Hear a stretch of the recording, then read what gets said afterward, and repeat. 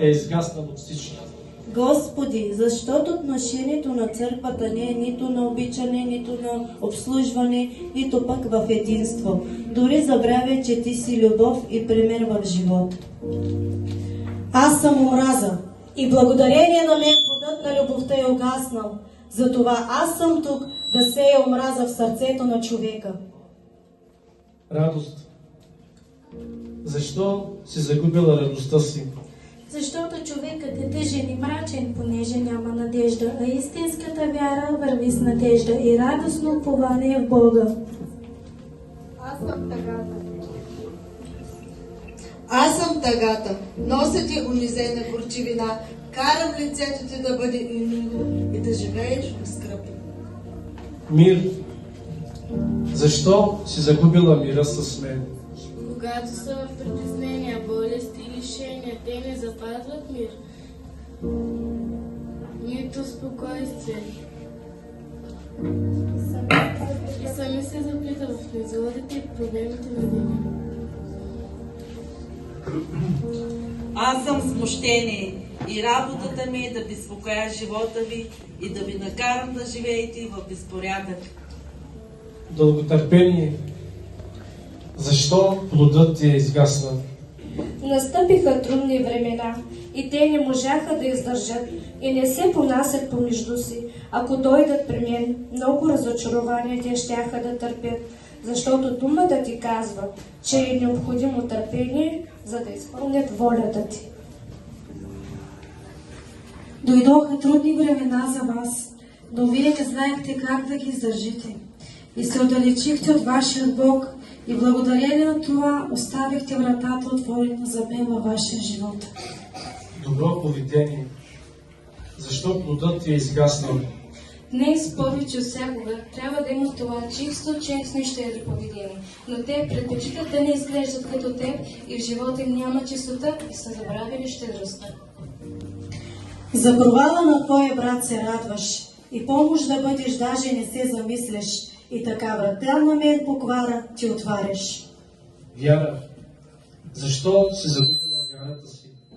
Велики хора във вяра изпълниха Твоята дума, както Твоят слуга Авраам, който беше наречен приятел на Бога, защото Твоето слово казва всичко е възможно на този, който вярва. Ако ме питате защо съм тук, защото с вашето неверие оставихте отворена врата за мен и в съмнение се дали Бог ще направи чудо в животът ви и това дело е мое, да посея съмнение в сърцата ви. Кротост. Защо си угаснала? Аз, който възпитавам с кротост, който възпитавам с любов, но те не ме вземат под внимание, докато нещата са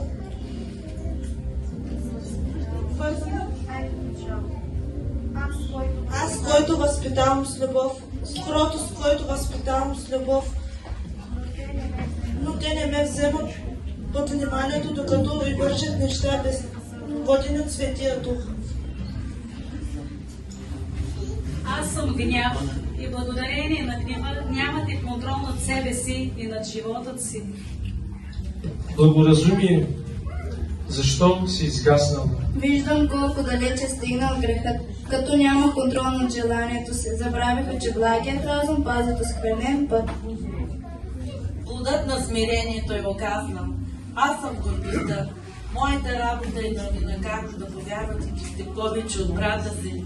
Храните ме всеки ден с гордостта си, като си мислите, че сте повече от брата си. Не означава нищо.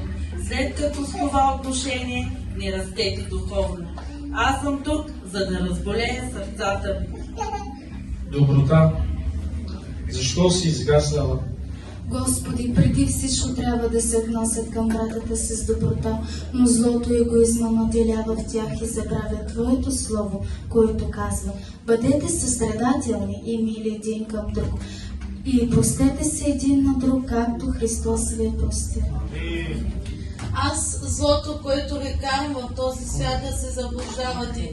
И така, с леко отворена врата, ме пускате да вляза и се грижа за коренът на злото да расте в вашите сърца.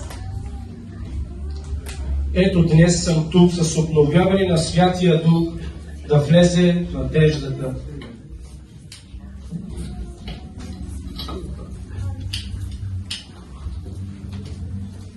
Аз, Надежда, днес влизам с цялата си сила в църквата. Подновявам плодовете на Святия Дух, които са качества и проява в живота на човека, който е ръководен от Святия Дух, и любовта е коренът на всичко това.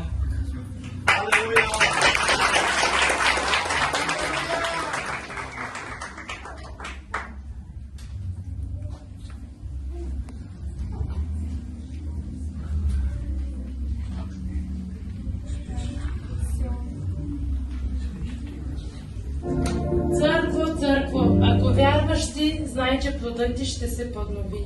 Амин! Ако моят народ се смирява и се обърне от лошият си път, тогава ще чуят от небесата и ще простя греховете им и ще изцеля земята им, защото тук съм, за да изгоня от моята църква омраза, тъга, смущение, нетърпение, депресия, гняв, всяко зло да напусне моята църква. Амин!